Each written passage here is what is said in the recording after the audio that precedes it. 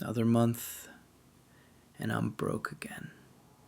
I work, I earn, but my wallet's empty. I needed a real answer. So, I searched. How to save money.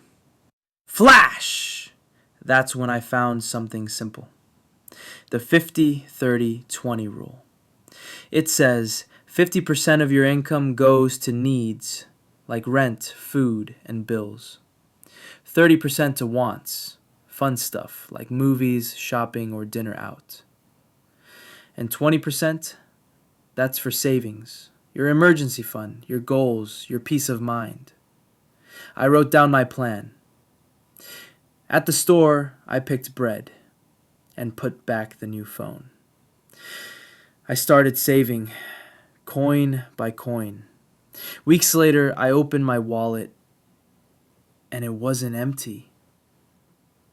It's not magic, just a plan. Stick to the plan. Stick to your future.